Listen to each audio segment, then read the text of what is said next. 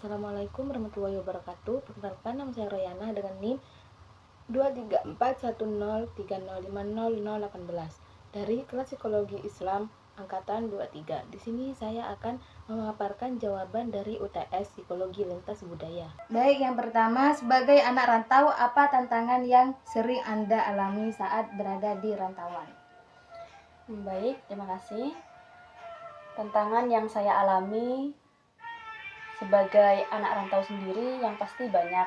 Baik, tantangan dari saya sendiri sebagai anak rantau yang pastinya sangat banyak ya Mbak ya. Salah satunya itu juga karena jauh dari orang tua, jauh dari keluarga, dan juga lingkungan yang berbeda pastinya. Seperti itu. Kurang lebih seperti itu sudah. Terima kasih. Terus yang biasanya Anda lakukan saat untuk mengatasi rasa rindu itu gimana? Biasanya kalau saya sendiri bisa dengan menelpon orang tua atau bisa dengan melihat foto bersama orang tua dan juga mengingat-ingat nasihat-nasihat dari orang tua begitu. Terus di balik semua itu, apakah ada hal positif yang Anda rasakan?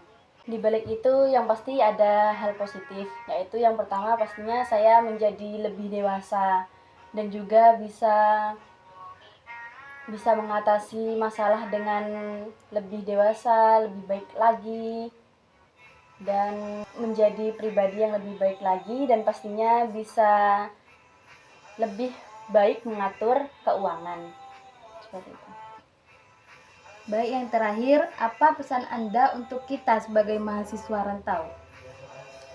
Pesan dari saya yang pasti harus tetap semangat meskipun jauh dari orang tua, karena tujuan kita juga di sini untuk mencari ilmu, dan orang tua di rumah juga menunggu kita sebagai sarjana begitu pada intinya. Jadi kita harus lebih semangat lagi untuk belajar. Baik, sudah selesai. Terima kasih banyak atas waktunya. Terima kasih. Baik, dari wawancara sebelumnya, saya telah mengamati bahwa dinamika emosional anak rantau yang jauh dari orang tua sangat kompleks dan sering kali mengalami naik turun secara signifikan. Dari beberapa dinamika emosional yang umum yaitu adalah rasa rindu atau yang biasa disebut dengan homesick. Anak rantau sering merasa rindu dengan keluarga, rumah, dan suasana kampung halaman. Ini bisa memicu perasaan sedih, sepi, dan kehilangan kadang di suatu saat tertentu saat anak rantau tersebut merasa sendiri. Yang kedua yaitu kemandirian dan tanggung jawab. Mereka dituntut untuk mandiri mulai dari mengurus kebutuhan sehari-hari hingga mengelola keuangan. Ini bisa memunculkan rasa bangga pada diri sendiri, tapi jika belum terbiasa itu bisa menyebabkan stres. Yang ketiga yaitu perasaan kesepian dan isolasi sosial. Tidak berada di lingkungan yang dikenal bisa menimbulkan perasaan kesepian, terutama jika sulit menjalani pertemanan baru, terutama pada mahasiswa yang bisa dibilang introvert. Yang keempat yaitu tekanan akademik atau pekerjaan. Anak rantau sering merasa tertekan untuk berhasil demi membanggakan orang tua yang ada di rumah dan memenuhi harapan keluarga, yang bisa menyebabkan stres atau kecemasan mahasiswa saat mulai memikirkan hal tersebut. Adaptasi budaya dan lingkungan baru. Mereka harus beradaptasi dengan norma sosial dan budaya yang mungkin berbeda dengan kampungnya yang sebelumnya, yang bisa menimbulkan konflik internal atau rasa tidak nyaman. Selanjutnya yang keenam, perasaan bersalah atau tidak cukup. Jika merasa belum bisa membalas pengorbanan orang tua, anak rantau kadang selalu bisa pikirannya dipenuhi dan diliputi rasa bersalah atau tidak cukup baik. Yang terakhir yaitu kebanggaan dan pencapaian pribadi. Di sisi lain, anak rantau juga selalu merasa saat ia berhasil melewati tantangan, anak rantau itu bisa merasakan kepuasan, percaya diri, dan kebanggaan yang tertinggi dan atas pencapaiannya. Selanjutnya, nilai-nilai yang muncul dan terbentuk dari pengalaman anak rantau, terutama dalam konteks budaya di perantauan, yaitu sangat dipengaruhi oleh perbedaan lingkungan, norma sosial, dan tantangan hidup yang mereka hadapi. Beberapa nilai utama yang terbentuk yaitu seperti kemandirian. Budaya di perantauan menurut anak rantau itu tidak tergantung pada orang tua, melainkan mampu mengatur hidup sendiri, mulai dari keuangan, makan, hingga menyelesaikan masalah pribadinya sendiri. Yang kedua yaitu tanggung jawab. Anak rantau membawa harapan keluarga dari kampung halaman. Hari ini menumbuhkan rasa tanggung jawab besar terhadap studi pekerjaan dan perilaku. Yang ketiga, toleransi dan adaptasi budaya di lingkungan anak rantau tersebut.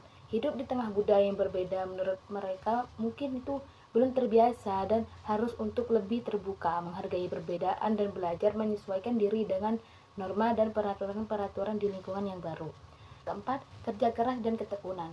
Tantangan hidup mereka di perantauan mengajarkan pentingnya tidak menyerah dan terus berusaha, karena tidak ada jalan pintas seperti di rumah yang kita bisa senantiasa meminta bantuan dari orang tua. Kelima, empati dan solidaritas. Rasa senasib sama anak rantau sering kali menciptakan solidaritas yang tinggi. Mereka belajar sering membantu satu sama lain dan memahami kesulitan satu sama lain. Yang terakhir yaitu rasa syukur dan kedekatan emosional dengan keluarga. Jarak membuat anak rantau lebih menghargai keberadaan keluarga dan momen kebersamaan yang sering diabaikan saat tinggal bersama. Dengan cara sering menghubungi, mengabari, dan lain sebagainya. Nilai-nilai ini muncul sebagai hasil dari pencampuran budaya asal, budaya tempat tinggal baru, serta tantangan hidup yang dihadapi sehari-hari di perantauan. Pengaruhnya terhadap kesehatan mental anak rantau yaitu dinamika emosional yang dialami anak rantau seperti rasa rindu, tekanan akademik, dan adaptasi budaya memiliki dampak tanggung jawab maupun tidak langsung terhadap kesehatan mentalnya.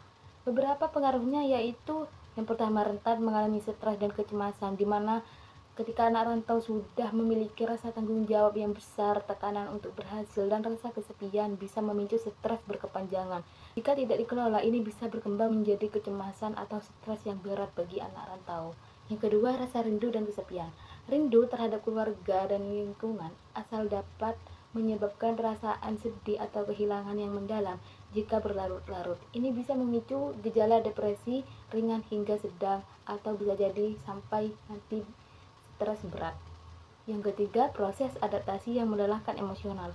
Menyesuaikan diri dengan lingkungan dan budaya baru bisa menyebabkan kelelahan emosional, terutama bila tidak memiliki dukungan sosial yang memadai. Sekian pemaparan dari saya, kurang lebihnya mohon maaf. Wassalamualaikum warahmatullahi wabarakatuh.